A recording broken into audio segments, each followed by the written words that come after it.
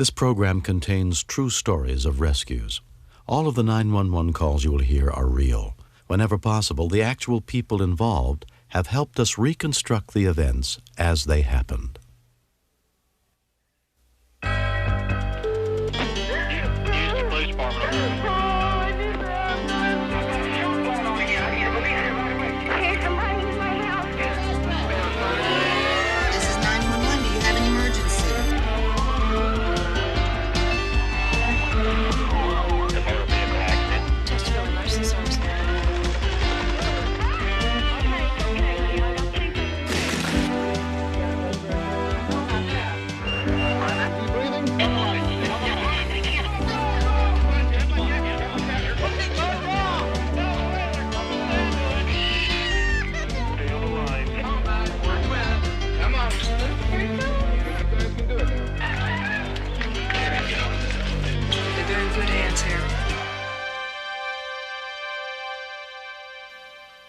We begin on July 26, 1989, near Chico, California, where 17-year-old Sue Miller and a group of high school friends were spending a hot summer day on the Sacramento River.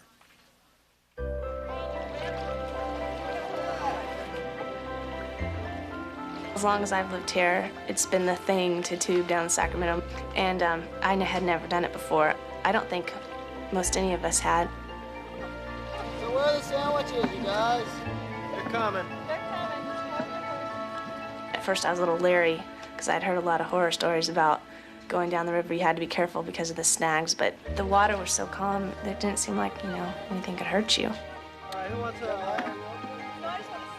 We had brought an ice chest along to bring Cokes and stuff in, and it kept floating away, and it was just a bother. People were just, everyone go get the ice chest. So Reed decided he'd just loosely tie the rope around his ankle just to keep the ice chest there, and we wouldn't have to worry about it floating away.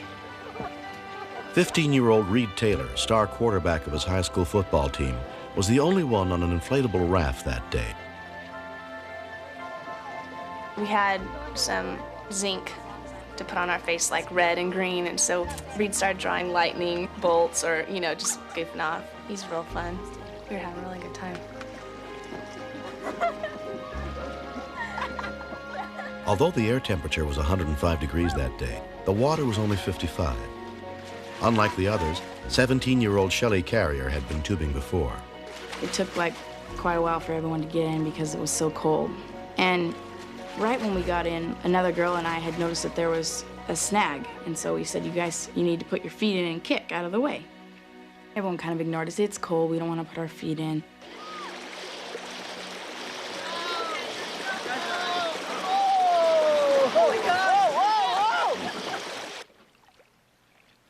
About a mile upstream was a boat dock and restaurant owned by John Scott. On his own, he patrolled the river, helping boaters and tubers in trouble. I've lived here all my life, and I know the river, and I know how to operate it. When the river's up high, most of the snags are covered up, and most people float over top of the snags, and we don't have a whole lot of problems. But when the water's down low, there's snags everywhere, and it's a nightmare for us and for everybody else out there on the river.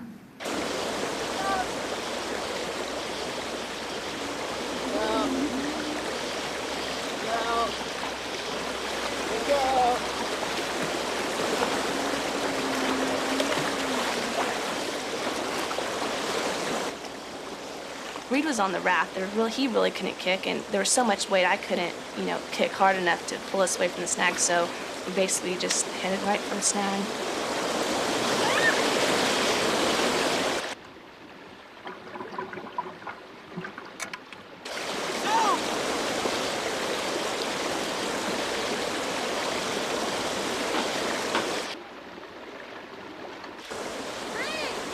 The current was so strong that it just pulled me right under the snag.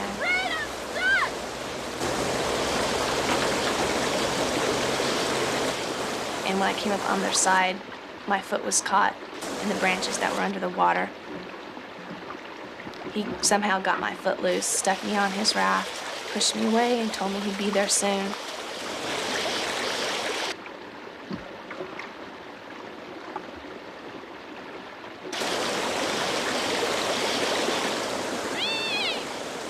His back was to me, and it seemed like he was clutching to the snag, and I couldn't understand why didn't he just climb onto the snag.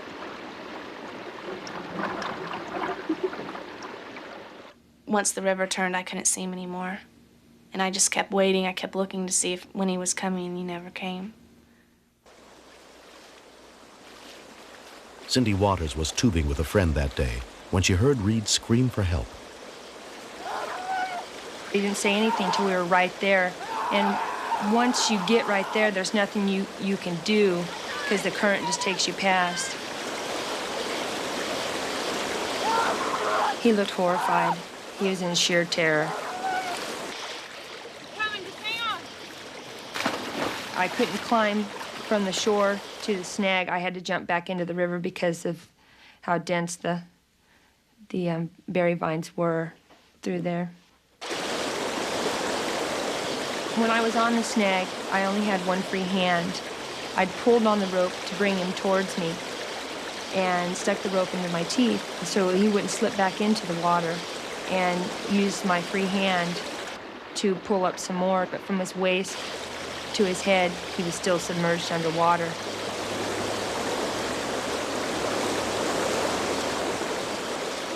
I was desperate to try to save him, and I started chewing on the rope. I seen a life go right out of him, and you could see him moving in the current, but it wasn't from him being alive, it was because the water was moving him. I wanted to do whatever I could do to help him, but what I did wasn't good enough.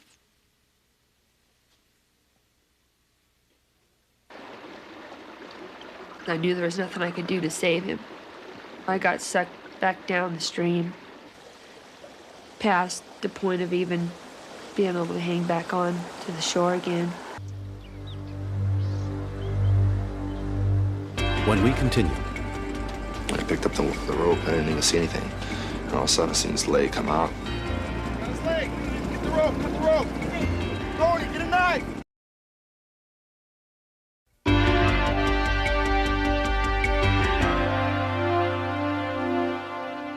15-year-old Reed Taylor had been trapped underwater for as long as 20 minutes and was showing no signs of life. Bystanders along the Sacramento River relayed word of his desperate situation to John Scott, the owner of a nearby boat dock.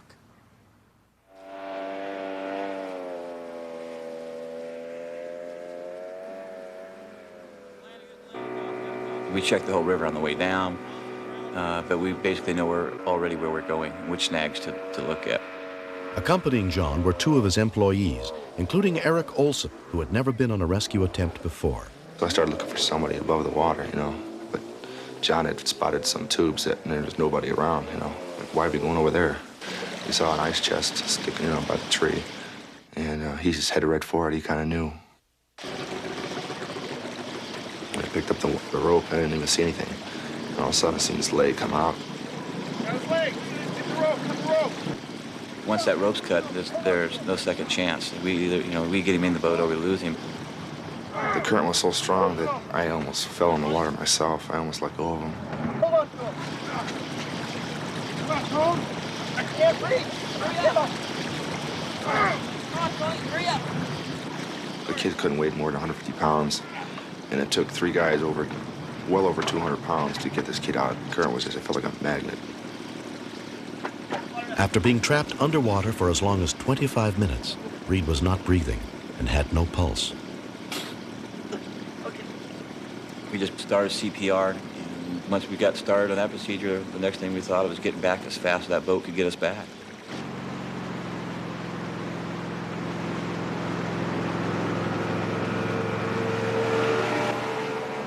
We radioed back to the landing and told them to call 911 that we have a possible drowned victim to have the ambulance meet at our boat launch. Chico Medic 2, we got a report of a drowning at Scotty's Landing off River Road. He really didn't seem to be coming through at all. All the water was coming out, but it just kept on coming out more and more. It just wouldn't stop, it seemed like. He was underwater too long.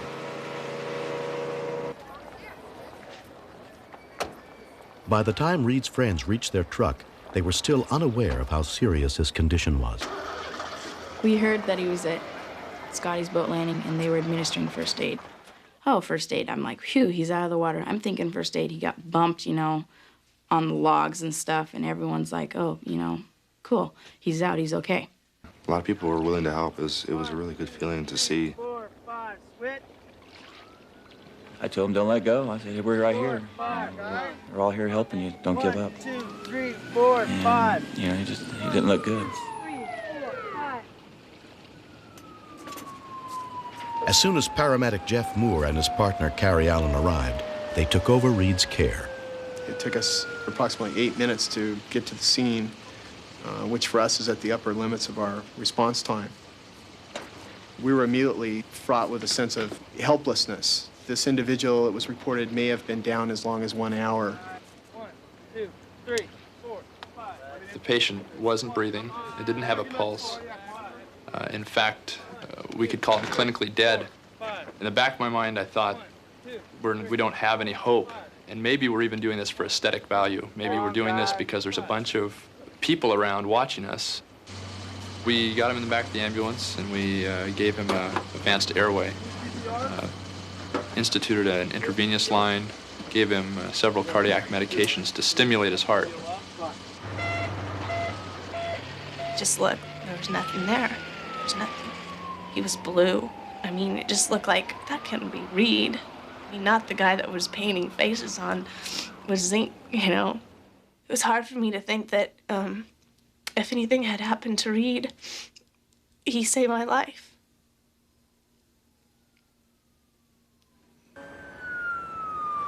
Initially, there was no response. After a battery of medications, which are standard for this absence of cardiac rhythm, we were approximately 6 minutes into the transportation en route to the hospital when one of the rescuers thought she detected a faint pulse. He's down anywhere from 20 minutes to an hour underwater. Reed was admitted under the care of Dr. Terry Fraters. He had no blood pressure. He was extremely cold, 14 to 16 degrees below what's considered a normal body temperature. He appeared clinically dead. With a core body temperature of only 82 degrees, Reed was severely hypothermic. In an effort to slowly raise his body temperature, they administered warm oxygen and circulated warm fluids through his stomach. We'll do whatever we have to do. Yeah, sounds good, Mary. While doctors and nurses fought to save Reed's life, his parents, Rocky and Judy Taylor, arrived. We just tried to talk to him as much as we could, hoping he would open his eyes and come to. But I don't think anybody thought he was going to.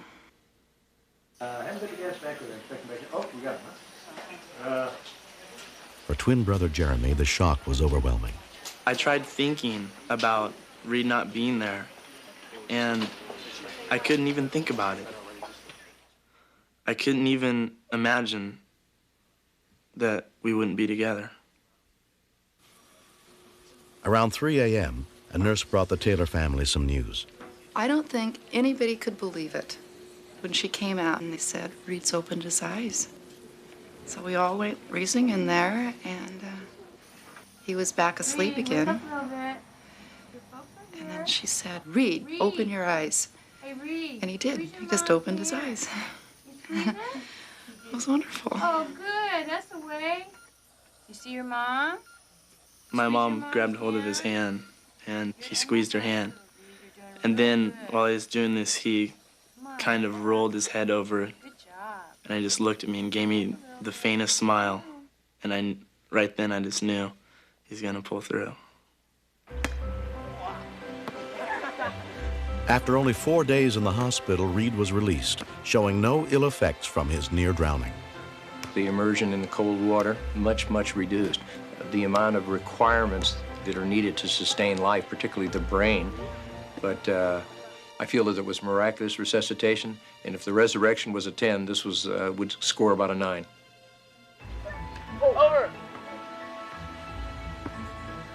I just didn't think it happened. I couldn't believe it, because I didn't remember anything, so it was like it never happened to me. He doesn't like to talk about the accident, but he can talk about it with me. I think it's mostly because I was there with him.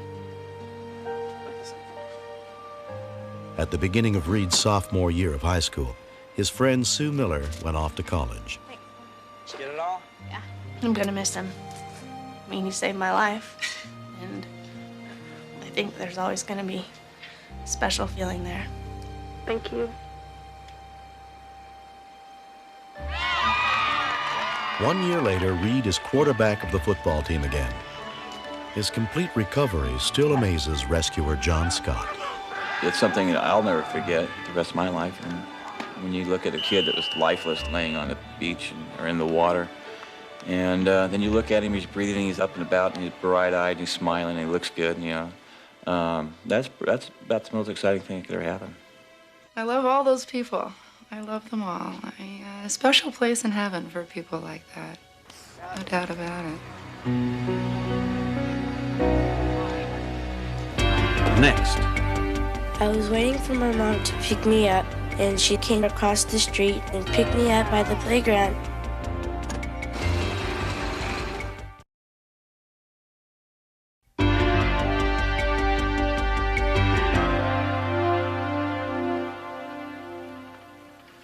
There's no feeling more helpless than being unable to come to the aid of a loved one in need, as Heidi Nunez discovered on December 18th, 1985, near her home in Redlands, California.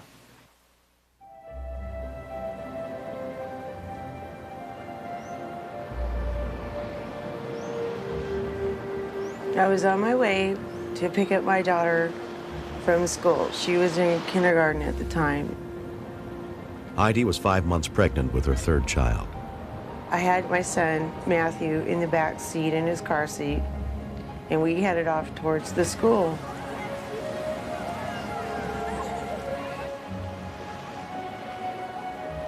I pulled up alongside the curb, and I left the car running because the starter on the car was bad.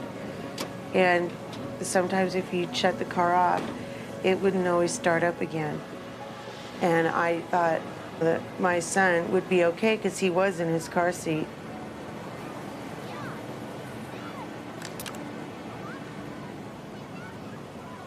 I was waiting for my mom to pick me up, and she came across the street and picked me up by the playground.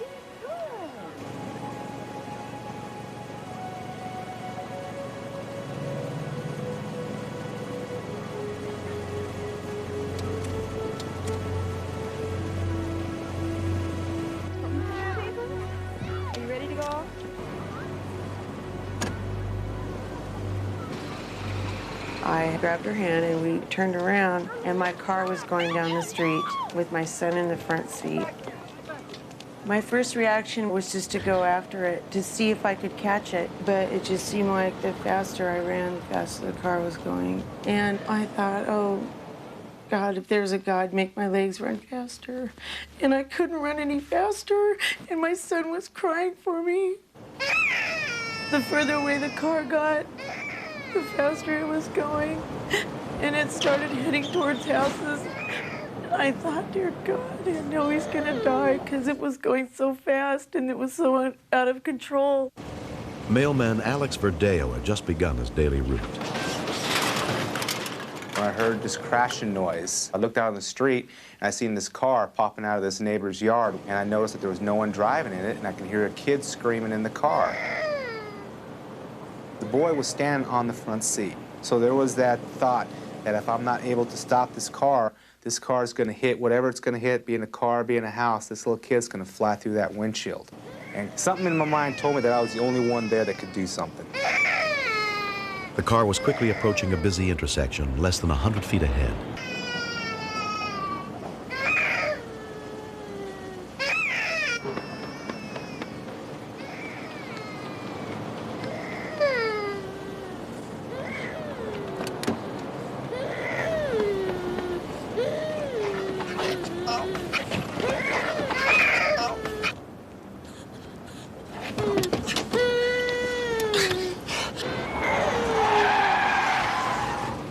When Alex finally managed to bring the car to a stop, it was just 20 feet short of the intersection. But both he and Matthew were unharmed. The mother came down. She was crying. I gave her the boy. I held my son, and it felt so good because for a split second there, I thought I'd never be able to hold my baby again. When it was over, I picked up my mail, picked up my satchel, and started going back to work again. And I started thinking of what I just did, and I started getting scared. I started shivering, I started shaking. because it happened so quick that I didn't have time to be scared during this whole time, okay? So I got scared after it happened. 5 years have passed. For Heidi and Gennaro Nunez and their children, that day is still a vivid memory. I learned that there are people who aren't afraid to risk their own life to save another. What are you at for dinner? Let me guess, McDonald's. And I've learned that you never, under no circumstances, ever leave your children unsupervised in a car. Okay, we'll chase them, knowing we don't have wings. Alex came and grabbed onto the handle, and he stopped the car, and he put the car in the park, and he took me to my mom. He's a hero because he saved my life. When I see Alex and Matthew together, there is a bond between them. I feel it, Matthew feels it, and I hope Alex feels it.